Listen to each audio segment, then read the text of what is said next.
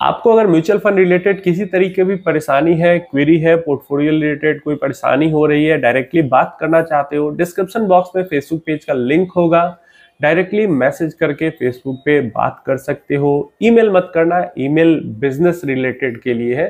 तो आपको अगर पोर्टफोलियो रिलेटेड कोई परेशानी प्रॉब्लम हो रही है तो फेसबुक पे मैसेज करके बात कर सकते हो। ओवर डाइवर्सिफिकेशन एक बहुत बड़ी प्रॉब्लम होती है, और खासकर अभी का जो सिनेरियो चल रहा है, एक तो जो हमारे देश के जो इकोनॉमिक हालात के अकॉर्डिंग जो स्टॉक मार्केट के हालात हैं वो काफी बुरे हुए पड़े हैं। तो 1-1.5 साल से जो मार्केट है उसने कुछ रिटर्न नहीं दिया, जीरो रिटर्न दिया है, तो इन्वेस्टर पहले से ही फ्रस्ट्रेटेड है, परेशान है। ऊपर से डेली 4-5-10 नए नए पॉडकास्ट यूट्यूब पे आते रहते हैं, और वो asset allocation, gold, real estate, international, फलाना ढिमकाना बोल बोल के इन्वेस्टर को और ज्यादा फ्रस्ट्रेट और कंफ्यूज कर देते हैं।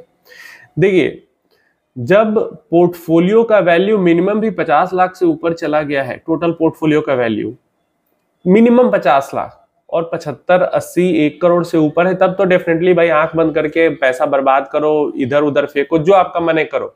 फिर 1 करोड़ आपके पास रुपया है, मतलब आप थोड़े समझदार हो और समझदार वाले जगह पे ही इन्वेस्टमेंट करोगे। लेकिन जब 5,000, 10,000, 2,000, 1,000, 3,000 की SIP हम कर रहे हैं, हमारा पोर्टफोलियो अभी 10,000 भी नहीं पहुंचा है, 10 लाख भी नहीं पहुंचा है, 15 लाख भी नहीं पहुंचा है, अभी हम बढ़ा ही रहे हैं, बना ही रहे हैं पोर्टफोलियो। ऐसे में इस 50 तरीके के 50 जगह दिमाग लगाना निहायत ही बेवकूफी वाला काम हो जाता है। और वैसे में क्योंकि देखिए, जो लोग आपको ये diversification, gold, silver, real estate, international fund का एडवाइस देते हैं ना, उनकी सैलरी होती है करोड़ में। तो जो यहाँ पे 1,000 में कमा रहे हैं ना, उनका जो प्रॉब्लम है, परेशानी है, वो लोग नहीं समझ पाते हैं। तो वो अपने वेल्थ के अकॉर्डिंग सजेशन ऐसे लोग को देते हैं जिनके पास एसेट के नाम पे वही 5,000 रुपए की SIP चल रही है, उसके अलावा कुछ नहीं है। क्लियर है? और दूसरी एक मैं चीज आपको बताना चाहूंगा कि क्यों आपको गोल्ड, रियल एस्टेट पे उतना दिमाग नहीं लगाना चाहिए। सबसे पहले तो ये समझ लो कि अभी गिरावट का फेज है, और जिस टाइम पीरियड में, जैसे पिछले 1-1.5 साल के टाइम पीरियड में निफ्टी का जो रिटर्न है वो बुरा रहा है, उसी टाइम पीरियड में गोल्ड का रिटर्न बहुत तेज हो गया है, और इंटरनेशनल फंड्स का रिटर्न्स काफी तेज रहा है। इस कारण से इस बार जो है वो ऐसा दिख रहा है, फील हो रहा है कि अगर हम गोल्ड में और बाहर इन्वेस्टमेंट करके रखते तो हमें बहुत ज्यादा रिटर्न मिल जाता। लेकिन जिस इंटरनेशनल फंड ने 1 साल में 50% का, 40% का रिटर्न दिया है, उनका 8 साल का, 10 साल का रिटर्न देखोगे तो सिंगल डिजिट में रिटर्न है, सिंगल डिजिट में। तो अगर उन फंड के अंदर आप इन्वेस्ट करके और लंबे समय तक बने रहोगे तो वही 7-8-9% के रिटर्न लंबे समय में बन पाएंगे। तो इसलिए अभी ये बहुत ज्यादा अच्छा इसलिए दिख रहा है क्योंकि जो जहां पे हमने इन्वेस्ट किया है उसका 1-1.5 साल में जीरो रिटर्न, निगेटिव रिटर्न रहा है, और बाहर के रिटर्न्स काफी ज्यादा रहे हैं। बट ये क्या होता है, short term period, short term volatility के कारण हमें ऐसा दिखता है।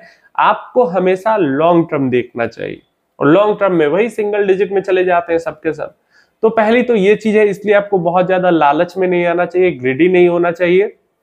दूसरों की बातें को छोड़कर खुद के इन्वेस्टमेंट पे ध्यान देना चाहिए और नॉइज से बचना चाहिए। दूसरा, जहां तक गोल्ड और रियल एस्टेट के डाइवर्सिफिकेशन की बात आती है, जहां तक मुझे लगता है हर किसी के परिवार में, मतलब ऊपर से फैमिली, मतलब अब किसी का नहीं हो तो फिर वो अलग बात है, फिर आप पोर्टफोलियो बड़ा करो, फिर खरीदो, रियल एस्टेट भी खरीदो, बहुत सारा गोल्ड भी खरीदो। तो मुझे लगता है कि ज्यादातर जो लोग हैं भारत के अंदर, फैमिली में उनके पुराने टाइम से, लाइक दादा दादी, उससे भी ऊपर के टाइम से रियल एस्टेट भी हर जनरेशन को ऊपर से हैंड ओवर होते हुए आता है, और गोल्ड भी हर जनरेशन को ऊपर से हैंड ओवर होते हुए आता है। कम से कम मतलब बुरे हालात में भी मिनिमम 10-20 लाख के अप्रोक्स का मिनिमम मैं बात कर रहा हूँ, रियल एस्टेट तो होगा ही होगा घर में, जो कि इन द एंड आपके पास ही आएगा, इन द एंड आपके पोर्टफोलियो में ही वो ऐड होगा ना। एंड अगेन, मतलब बुरे हालात में भी 5-7-8 लाख के तो गोल्ड होंगे ही होंगे आपके घर में। तो क्योंकि वो आपको आपके डैशबोर्ड पे नहीं दिख रहा है, उसकी प्राइस डेली ऊपर नीचे होते हुए नहीं दिख रही, इसको लग रहा है, इसलिए आपको लग रहा है कि वो आपके पोर्टफोलियो का हिस्सा नहीं है। लेकिन इन द एंड वो आपके पोर्टफोलियो का हिस्सा ही है। तो जब आपने जन्म लिया, बाहर के देशों में नहीं होता, लेकिन भारत में तो ये होता है, आपने तो जन्म लिया तभी आपका पोर्टफोलियो बन गया, और उसके अंदर गोल्ड और रियल एस्टेट तो तभी से ही है। अभी जब आप इन्वेस्टमेंट कर रहे हो तो आपको गोल्ड, इक्विटी, ये सब डेट और इक्विटी, ये सब आपको अपने पोर्टफोलियो में ऐड करना है। जो हमारे short term and liquid terms का पैसा है वो डेट के अंदर चला जाता है, जो हमारे लॉन्ग टर्म गोल्स का पैसा है वो इक्विटी के अंदर चला जाता है। तो इसी के अकॉर्डिंग हमें अपना पोर्टफोलियो क्रिएट भी करना चाहिए और उसको मेंटेन भी करना चाहिए। और इसीलिए मैंने कहा कि ओवर डाइवर्सिफिकेशन बहुत बड़ा दुश्मन है जो कि हमारे कॉर्पस को खा जाता है। क्योंकि in the end long term में जो हमने देखा है, इक्विटी बेटर परफॉर्म करता है, गोल्ड, रियल एस्टेट, खासकर Indian equity, gold, real estate दोनों से बेहतर परफॉर्म करता है। और गोल्ड, रियल एस्टेट का पहले से बहुत बड़ा हमारे पोर्टफोलियो के अंदर हिस्सा है, जो हमें पता नहीं है, अननोइंगली वो हिस्सा है, क्योंकि हमें ऊपर से फैमिली से मिला है। बट फिर भी हम अपने पोर्टफोलियो के अंदर भी जबरदस्ती से गोल्ड और रियल एस्टेट को वहां पे घुसाना चाह रहे हैं।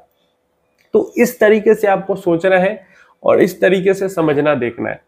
ये नहीं सोचना है कि नहीं मुझे डैशबोर्ड पे एक जगह ही रियल एस्टेट, रीट्स दिखना चाहिए, गोल्ड, ईटीएफ दिख। भाई फिजिकल गोल्ड इतना सारा पड़ा हुआ है आपके घर में, ऊपर से जो जमीन जायदाद आया है वो इतना रियल एस्टेट पड़ा हुआ है, फिर आपको जबरदस्ती का डैशबोर्ड पे ही क्यों घुसाना है? वो सब जो नहीं है पोर्टफोलियो में उसके ऊपर फोकस करना है, जो हाई ग्रोथ एसेट है उसके ऊपर हमें फोकस करना है। उम्मीद है इंफॉर्मेशन थोड़ी बहुत भी हेल्पफुल होगी। कोई क्वेश्चन, क्वेरी है तो नीचे कमेंट बॉक्स में पूछ लेना। और बिल्कुल ध्यान रखें, कॉन्सेंट्रेटेड पोर्टफोलियो रखें, बहुत ज्यादा पॉडकास्ट देखकर फालतू के 50 जगह ना घुस जाए। मतलब 5,000 की एसआईपी कर रहे हैं, 5,000 इंटरनेशनल फंड, 1,000 इंटरनेशनल फंड में डाल दिया, 1,000 गोल्ड में डाल दिया, 1,000 सिल्वर में डाल दिया, 1,000 रीट में डाल दिया, 1,000 बस डाल रहे हैं इक्विटी के अंदर, वो भी मतलब गोल 20 साल का है और डाल रहे हैं लार्ज कैप फंड के अंदर, तब तो हो गया पोर्टफोलियो। सवाल है अभी यहाँ पे हमारे पास कि 15 साल का गोल है और मैक्सिमम वेल्थ क्रिएट करना है, तो small cap, active small cap सही रहेगा या फिर माइक्रो कैप इंडेक्स फंड सही रहेगा?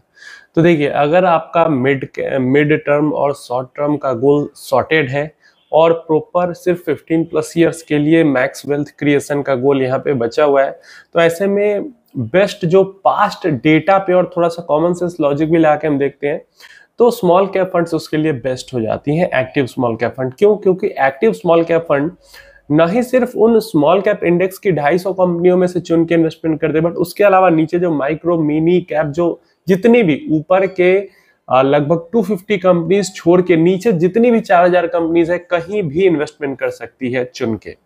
तो वैसे में स्मॉल कैप जो फंड्स है उनके लिए यूनिवर्स बहुत बड़ा हो जाता है, अपॉर्चुनिटी बहुत बड़ी खुल जाती है, और इस कारण से स्मॉल कैप फंड्स जो भी 10+ ईयर्स के गोल्स हैं उसके लिए बेस्ट चॉइस हो जाती है।